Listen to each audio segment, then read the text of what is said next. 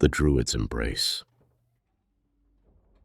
In a cluster of tall pines where winds called with ancient voices, I first glimpsed her. My wanderings had brought me to this forgotten corner of the world, where Celtic stones stood sentinel over secrets the church had tried to bury. I was a poet then, fleeing London's suffocating literary salons, searching for inspiration in these whispering woods. She emerged from between two ancient oaks, her silhouette shimmering against dying light. In her hand, she carried a black rose that seemed to writhe with its own dark life. Our eyes met across the clearing, and I felt the first tremor of something both magnificent and terrible. "You trespass," she said, her voice like autumn leaves crushed underfoot.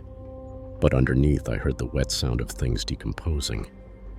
"I seek only words," I replied, clutching my leather journal. Her smile revealed teeth filed to predatory points, too many for any human mouth. "Words have power here, names even more so." She approached with fluid grace, her dark robes flowing like liquid shadow that left no footprints on the forest floor. "What shall I call you, wayfarer?" I told her my name, a mistake I would pay for dearly.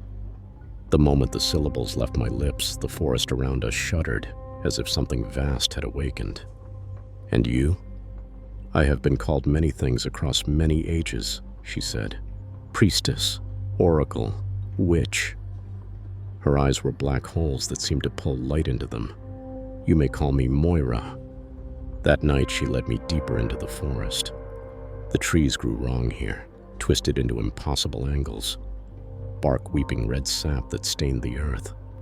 She brought me to a stone circle where the grass had died in perfect rings, leaving only bare soil that felt warm beneath my feet.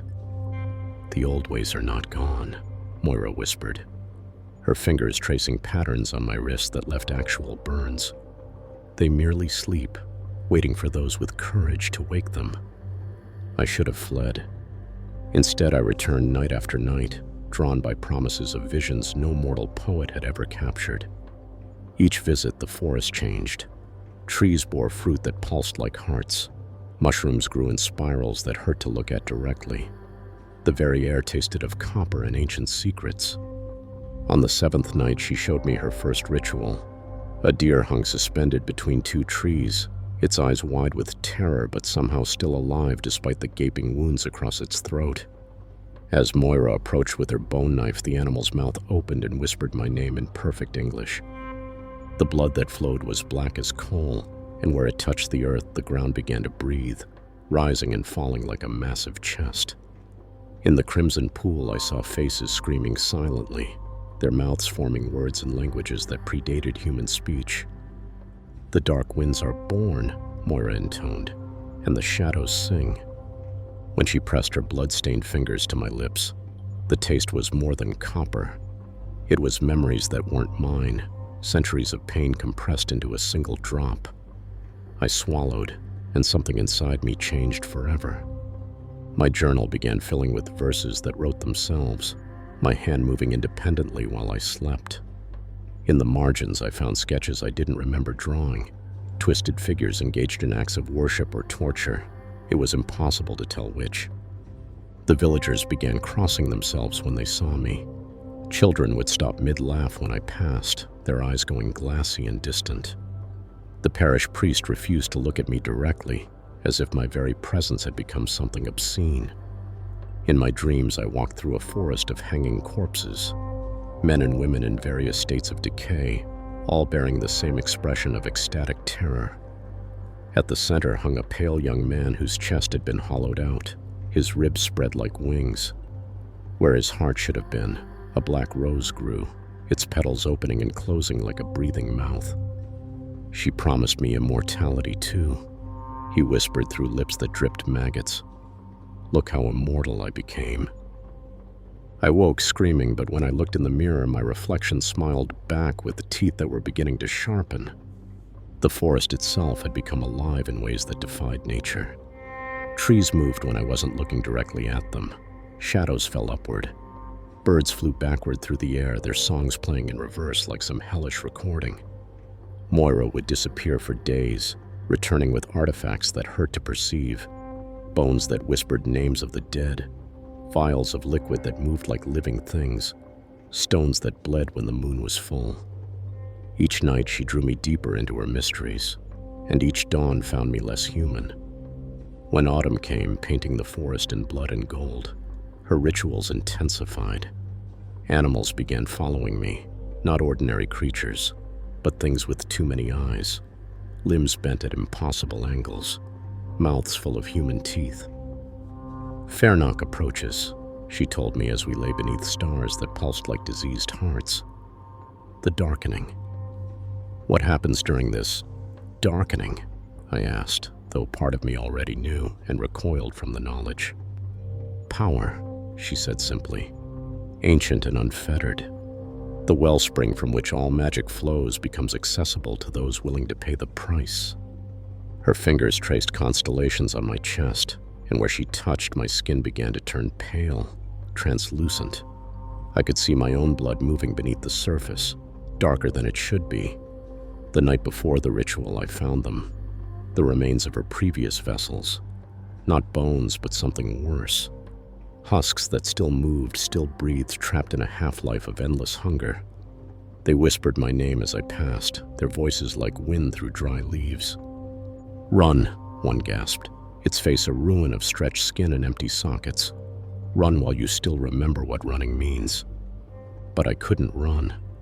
The forest wouldn't let me. Every path led back to the circle, back to Moira, back to my inevitable transformation. The night of Fairnock arrived with mist that clung like burial shrouds. The very air seemed to rot around us, thick with the stench of centuries-old decay. Moira had prepared for weeks, and now the circle hummed with malevolent energy that made my teeth ache.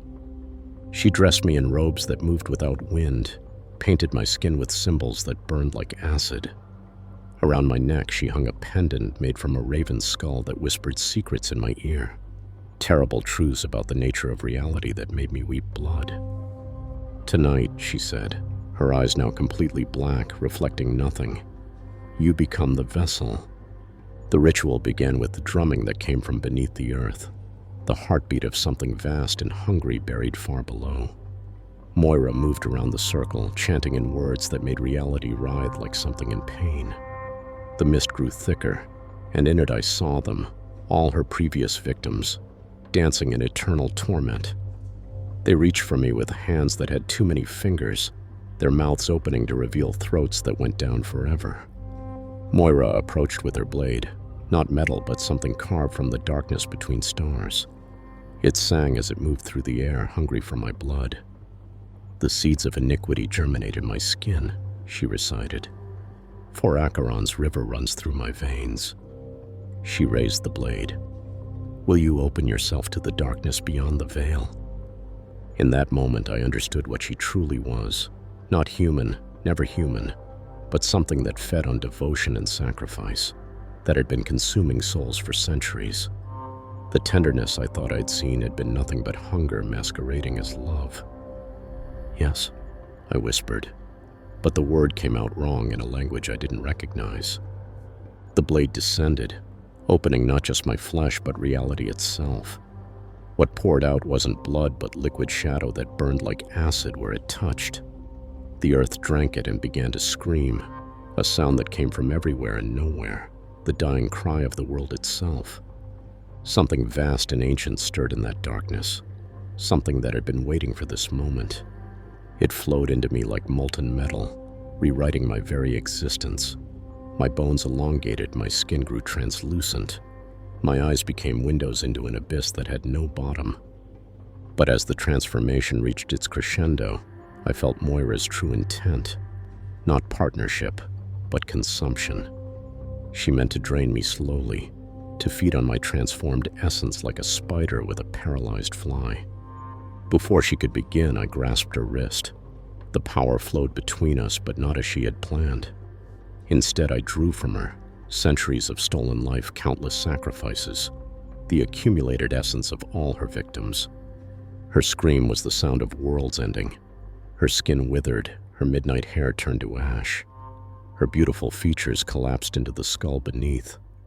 As she crumbled, I saw her true form, a husk animated by hunger, a void that had worn beauty like a mask. When it was done, I stood alone in the circle, no longer human, but something else entirely. The forest around me had changed too. The trees were now black glass, the ground a mirror that reflected not my image, but my hunger. I withdrew deeper into the ancient woods, to places where reality itself had grown thin. There I established new circles, new points of contact between worlds, new feeding grounds for what I had become. Sometimes when the moon is full and the veil is thin, I still compose verses, not with ink, but with the screams of those who wander too far into my domain. And sometimes when autumn paints the forest in blood and gold, I remember the witch who sought to use me, who instead created something far worse than she had ever been. The villagers tell stories now of the thing that dwells in the deep forest. They leave offerings at the tree line, not from worship, but from terror. They say if you venture too far among the pines, you might hear poetry whispered on the wind, verses that speak of cosmic truths and terrible hungers. They say a poet once disappeared there generations ago. They say on the night of Fairnock, when the stars form the raven's eye, his voice can be heard reciting verses no human mind could conceive. They are not wrong, for I am still here, still composing, still hungry. And should you find this journal, dear reader, know that I await you among the tall pines, where the winds call with ancient voices, and where poetry and nightmare have become one and the same. Come to me. I have such verses to share.